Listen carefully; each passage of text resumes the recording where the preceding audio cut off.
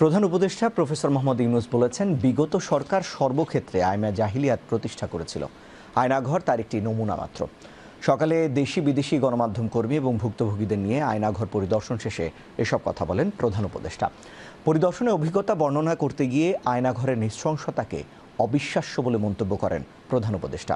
Professor Mohammad Yunus বলেন, আওয়ামী লীগের সময়ে সর্বক্ষেত্রে দেশের যে অবনতি হয় আয়নাঘর তার প্রতিচ্ছবি।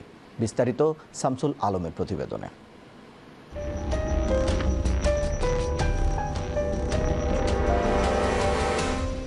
আয়নাঘর সাধারণ অর্থে স্বচ্ছ, কাছে ঘেরা, সুন্দর পরিপাটি একটি কক্ষ, অথচ বাস্তব চিত্রে আয়নাঘর বড়ই ভয়াবহ ও বিভীষিকাময় গোপন এক বন্দিশালার নাম। বিরোধী মত দমনে সবচেয়ে ভয়ঙ্কর এক নির্যাতন সেল।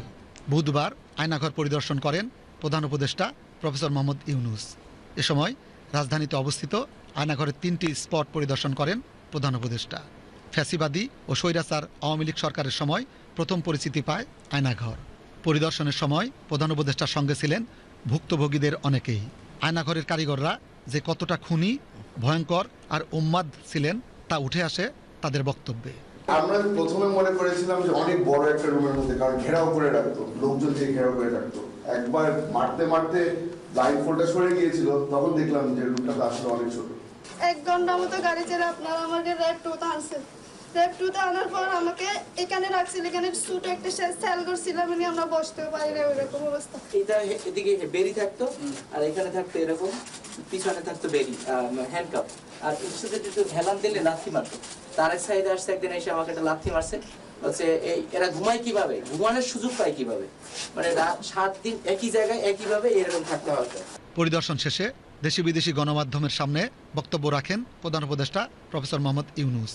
গোপন বন্দিশালা ঘুরে দেখার অভিজ্ঞতাকে উল্লেখ করেন বিভৎস ও নৃশংস বলে। বিগত সরকার সর্বক্ষেত্রে প্রতিষ্ঠিত করেছিল আইএমএ জাহিলিয়াত, এমন মন্তব্য প্রধান উপদেষ্টার। বলেন, আয়নাঘর তার একটি নমুনা মাত্র। এটা মানুষের মনুষ্যত্ববোধ বলে কোনো জিনিস যা আছে সেটার থেকে বহু গভীরে নিয়ে গেছে। এটা নিশ্চিহ্ন করার জন্য মনুষ্যত্ববোধ যেন কারো না থাকে। নৃশংস অবস্থা, প্রতিটি জিনিস যে হয়েছে এখানে যতটাই শুনি অবিশ্বাস্য মনে হয়। এটা কি আমাদেরই জগৎ, এটা কি আমাদেরই সমাজ, আমরা এটা করলাম? মানুষের পক্ষে যেটা সম্ভব। একজন বলছিল ওই যে খুপড়ির মধ্যে তাকে রাখা হয়েছে, গ্রামে তো মুরগির খাঁচা এর চাইতে বড় হয়, এরকম অবস্থা। মুরগিও নড়াচড়ার যেরকম জায়গা পায় না, ওরও নড়াচড়ার কোনো জায়গা নেই। ওকে ব্যবস্থা রাখা হয়েছে, মাসের পর মাস, বছরের পর বছর তাকে ব্যবস্থা রাখা হয়েছে।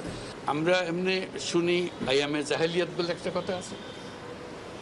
এই গত সরকার এই আইএমএ জাহেলিয়াতকে প্রতিষ্ঠিত করে গেছে সর্বক্ষেত্রে। এটা তার একটা নমুনা। দেশের যে চূড়ান্ত অবনতি, চূড়ান্ত রূপ দেখলাম সর্বক্ষেত্রে, এটা তার একটা প্রতিচ্ছবি। কাজে গুম কমিশন যেটা আমাদের সামনে নিয়ে আসলো সেটা হলো যে কি পরিমাণে একটা দেশকে সর্বদিকে ধ্বংস করা যায়, এমনকি মানুষের একেবারে সামান্যতম যে মানবিক অধিকার সেটুকু থেকে বঞ্চিত করে রেখে দেওয়া হয়েছে। আজকে এটা জাতির জন্য একটা বড় চূড়ান্ত রকমের একটা ডকুমেন্ট হবে। মুক্ত বাংলাদেশে নতুন করে সমাজ বিনির্মাণের প্রত্যয় প্রধান উপদেষ্টার। দৃঢ়ভাবে বলেন, বিচার নিশ্চিত করা হবে আয়নাঘরের জন্য দায়ী ব্যক্তিদের। এটা মানুষের সামনে এখন বিচার রইল, কিভাবে আমরা আবার নতুন করে সমাজ গড়তে পারি, যাতে করে আমরা এই যে এটা আমাদের সবারই অপরাধ যেটা হতে দিয়েছি আমরা দেশে। আজকে আমরা মুক্ত হলাম, সে মুক্ত বাংলাদেশে আমরা যেন নতুন করে আবার সমাজ গড়তে পারি, এটার থেকে একেবারে অতি দূরে যেন আমরা চলে যেতে পারি। এটার নমুনা, এটার সাক্ষী, এটার যে ডকুমেন্টেশন গুম কমিশনের রিপোর্টের মধ্যে থাকবে, এবং এটা অবশ্য পাঠ্য হিসেবে সবাইকে পড়তে হবে, এবং তাদের যারা করেছে তাদের বিচার করতে হবে। তা না হলে আপনি নিষ্কৃতি পাবো না এটার থেকে, এই যে কাজগুলো করে গেল তারা। তা না হলে আমরা আবার মুক্তভাবে বলবো কি করে যে আমরা এই দেশের মানুষ, আমরা পরিষ্কার। তাদের সে বিচার করবো, জনসাধারণ বলবো যে হ্যাঁ এটা উচিত বিচার হয়েছে, তখন আমরা এটার থেকে মুক্তি পাবো। আয়নাঘর পরিদর্শনের সময় উপস্থিত ছিলেন উপদেষ্টা পরিষদের সদস্যবর্গ, গুম কমিশনের সদস্যবৃন্দ, আন্তর্জাতিক অপরাধ ট্রাইব্যুনালের চিফ প্রসিকিউটর সহ সংশ্লিষ্ট ঊর্ধ্বতন কর্মকর্তাবৃন্দ। Shamsul Alam, BTV news.